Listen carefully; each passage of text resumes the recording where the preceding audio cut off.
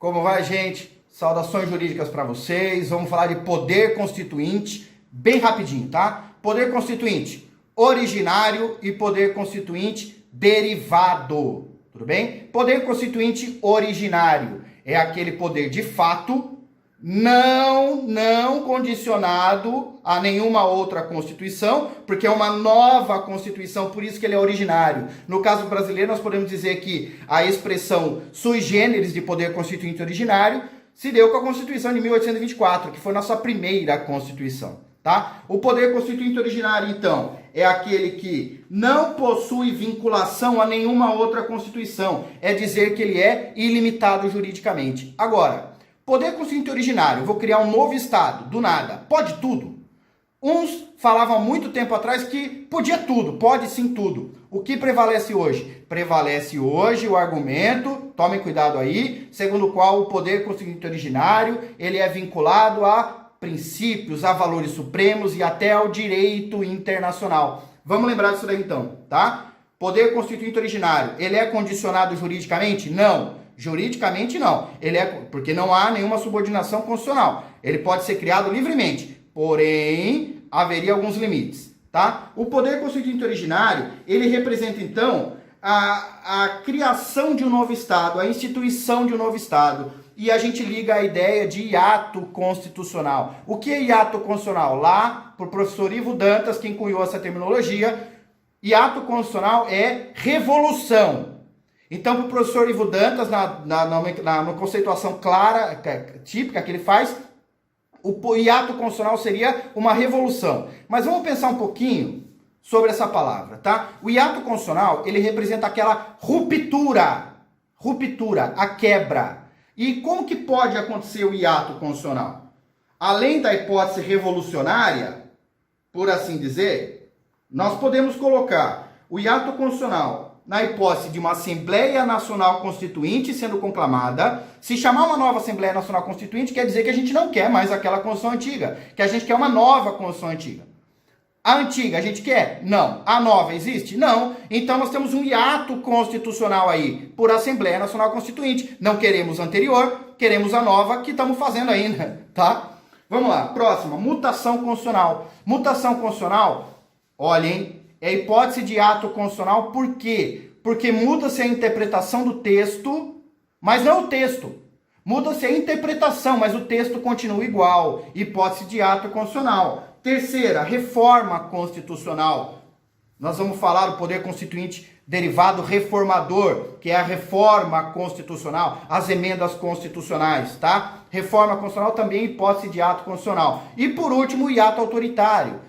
Hiato autoritário é quando toma-se o poder de forma pouco democrática, autoritária, outorgando uma nova Constituição, seria um hiato autoritário. Nós tivemos o exemplo aí da Constituição de 1824, que foi, além de ser originária, o hiato originária na perspectiva de criar um novo Estado, o primeiro Estado, seria originária de verdade, né? O Estado que foi criado, ele foi criado através de uma Constituição outorgada. Não houve Assembleia Nacional Constituinte. Houve, na verdade, mas Dom Pedro I chamou, mas depois acabou preferindo fazer ele mesmo a Constituição dele, tá? Bom, então, o que a gente pode falar sobre o poder constituinte originário para terminar? Ele também é chamado de genuíno ou poder constituinte de primeiro grau. Ele é inicial, inaugura uma nova ordem jurídica, uma nova ordem constitucional. Ele é um poder de fato, é um poder político, ele não é um poder jurídico, tá? Ele é ilimitado juridicamente, mas talvez limitado com relação a princípios de direito, com relação a direitos humanos, lá na linha do direito internacional. Poderia começar uma nova Constituição no Brasil hoje admitindo pena de morte? Ou tratando homem e mulher em desigualdade? Será que realmente pode isso? Então, o professor Ivo Dantas dá a ideia do hiato constitucional, não dá? O hiato constitucional é quando há uma ruptura. O que a gente pode falar então dessa ruptura com relação a uma nova ordem constitucional? Ela pode começar de qualquer jeito? De qualquer forma, sobre quaisquer princípios? Não, ela precisa guardar uma relação entre a dimensão normativo-constitucional e a dimensão fática, tudo bem? Senão haveria um descompasso, uma falta do condicionamento recíproco, que fala Conrad Hess, né? O poder constituinte derivado. Poder constituinte derivado de forma bem simples. Poder constituinte derivado é aquele que deriva da nossa Constituição. Primeira hipótese, poder constituinte derivado reformador. É o poder de reforma que está lá no artigo 59 e artigo 60 da Constituição. Artigo 59, as espécies de leis. Artigo 60, da emenda constitucional. A emenda constitucional, aprovada em 2 turnos, 3/5, ela altera a Constituição e, para isso, deve-se observar as cláusulas pétreas. Não será admitida nenhuma emenda constitucional tendente a abolir voto direto, secreto, universal e periódico, direitos e garantias fundamentais, o Pacto Federativo, etc. Tá? Agora, gente, o poder constituinte de reforma, ao contrário do poder constituinte originário, o de reforma é derivado. Então, como ele é derivado, ele deriva, ele necessariamente deve guardar observância com relação à Constituição. Se uma emenda constitucional fere cláusula pétrea, ela não será admitida. Por isso que o poder constituinte derivado, ele é juridicamente limitado. O derivado, ele é juridicamente limitado. Reformador, limitado pelas cláusulas pétreas. Segunda hipótese de poder constituinte derivado, poder constituinte derivado decorrente. É aquele que decorre da Constituição aos estados para elaborarem as suas próprias constituições.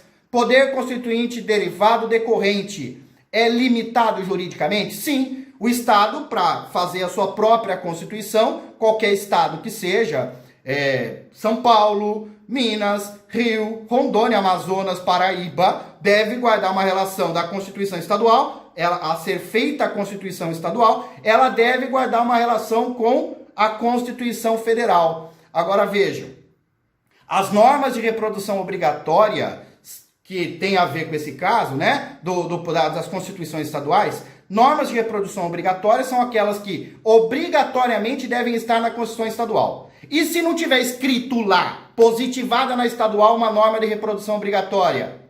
Gente, presume-se que lá está. Então, as normas de reprodução obrigatória, elas são tão obrigatórias a serem reproduzidas nas Constituições estaduais, que se não forem, presume-se que lá estão.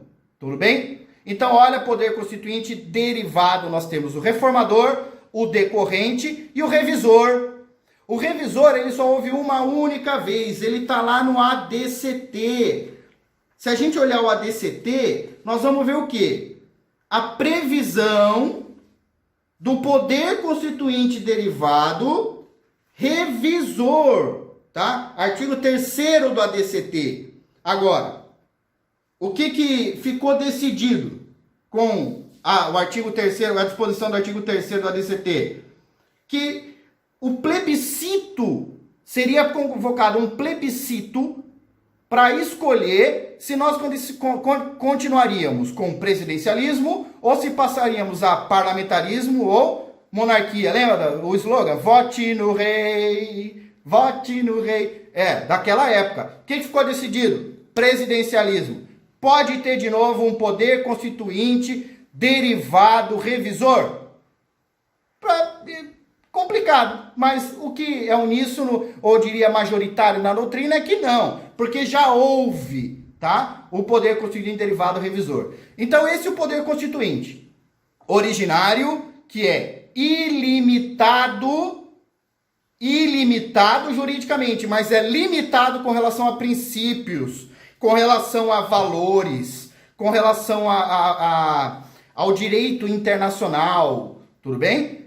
Então, o poder constituinte originário, ele é ilimitado, ele pode tudo, ele inaugura um novo Estado, ele cria um novo Estado. É um poder de fato. Já o poder constituinte derivado, ele é um poder juridicamente limitado, limitado pela Constituição, tá? Tanto na reforma de uma nova Constituição, da Constituição por uma nova emenda constitucional, quanto pela criação de uma Constituição estadual, ou ainda, como nós tivemos, né, o poder constituinte derivado revisor. Agora, olha, gente, se nós olharmos com atenção o poder constituinte derivado, tá? O poder constituinte derivado, ele se manifesta, ele é a manifestação de uma nova vontade constitucional. E se a gente analisar a doutrina, a teoria constitucional, ela coloca ainda duas outras categorias de poder constituinte. Quais seriam? O poder constituinte difuso.